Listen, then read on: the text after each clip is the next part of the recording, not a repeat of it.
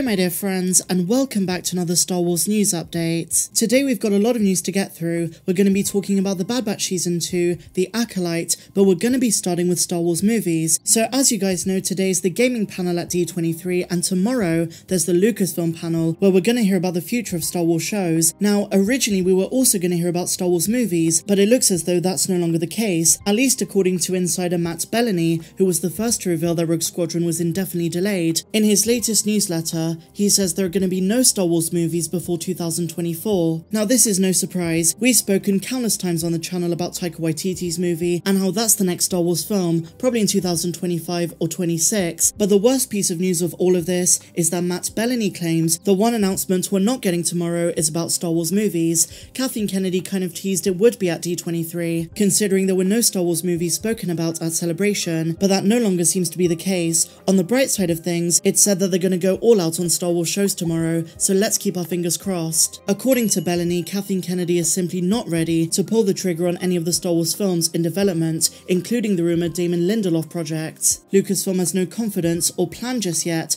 as to what the future of Star Wars films is. Kind of frustrating considering the big screen side of things is still very important, but luckily we should have plenty of Disney Plus announcements. Bellany finishes by saying that maybe Kennedy's learned a lesson about trumpeting talent like Patty Jenkins and Rian Johnson prematurely. But if this is true and we don't get a movie announcement tomorrow, then it's going to mean at least 5 or 6 years between 2019's Rise of Skywalker and whatever film comes next. And to be honest guys, I don't even think Lucasfilm know.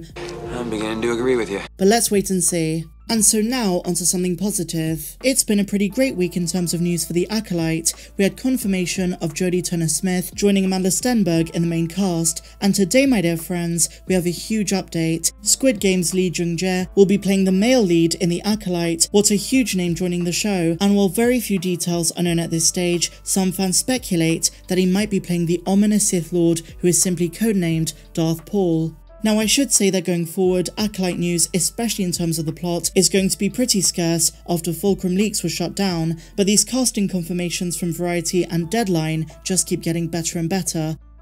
And so now my dear Mandalorians, some good news for the Bad Batch Season 2. While the release date is still up in the air, yesterday on Disney Plus Day I reported upon the rumour that the second season is dropping on January the 4th, but as we all await the return of Clone Force 99, some new posters and merch designs have dropped, and they're awesome. Let's take a look at them. So the first one shows the batch together with the exclusion of Omega. Now if you're on the hunt for this shirt, see what I did there? Then you can get yours very soon. And just to echo a sentiment I put out the other day, Season 2 is going to have an intensity to it that we've not seen before, a lot of emotions expected, and I'm sure I'm going to be an absolute wreck, get it, wreck, by the end of it. So moving on to the next design, not to get too technical, if you catch my drift, this one is one of my favourites. It does justice to a legendary character, one of the best members of the group.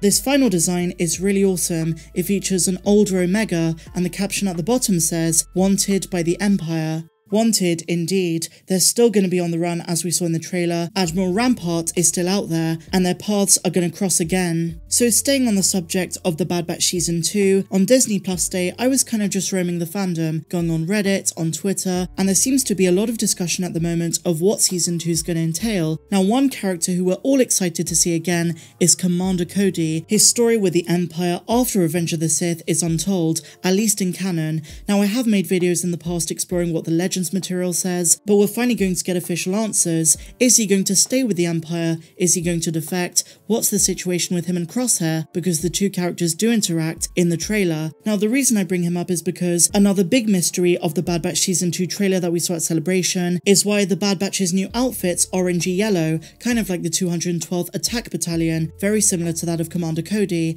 Now one theory I saw which is really interesting but very dark is that Cody's gonna die in the season after defecting from the Empire, and the Bad Batch is going to take on those colours as a sign of respect. That's just one fan theory, it could be for a completely different reason altogether. But speaking of Commander Cody, another big question I have is, are they going to introduce him in a future Kenobi season? Despite what Deborah Chow said, all signs point to a spin-off or another season of the Kenobi show. Ewan McGregor's up for it, Hayden Christensen as well, and I think at some stage Lucasfilm are going to announce it. Now following the Kenobi series, we had all of that information come out from the writers. The original writers on the project project when it was still a Kenobi trilogy, and Commander Cody had a massive role in that. Now, if Cody's gonna survive the Bad Batch Season 2, and a big if, could we see him in a future season of the Kenobi show? Just like with theories surrounding Jedi Survivor and or Kenobi, all of that part of the timeline leading up to A New Hope, with all of the rumours that there's some interconnectivity, the same could be true of the Bad Batch, and I think Cody could be a major figure going forward. Another clone that I really hope has a redemption arc and survives long into the Imperial era is Crosshair himself. I don't care what people say, there's a heart of gold in there, he's just misunderstood.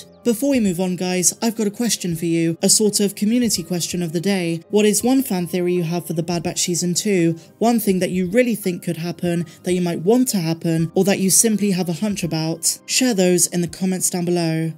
So now my dear friends, it's time to discuss the Andor show. Yesterday the extended first look premiered on Disney Plus and it got me super excited. Just the fact that this show is completely character driven is the most reassuring thing we've heard for it, and the intensity of some of the scenes when Cassian is infiltrating the Empire, and as always, the massive scope of this show. But today we're talking about something different, because a new scene also aired on Good Morning America where Cassian is arguing about his debt with two new characters, one of which is the big blue whale fella that we saw in an exclusive picture a few months ago.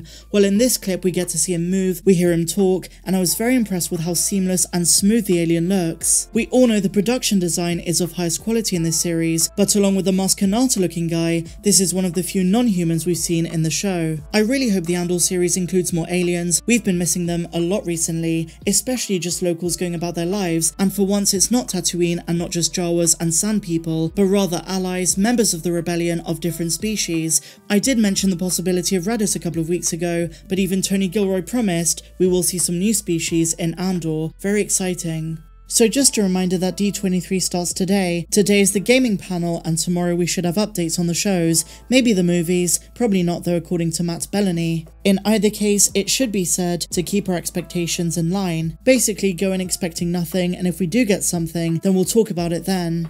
And so with that said, my dear friends, that brings us to the end of today's Star Wars news update. If you enjoyed it, as always, please be sure to give me a big fat thumbs up, subscribe if you're new, and I'll see you in the next one. May the Force be with you always. I'm Star Wars Meg. Have a good one.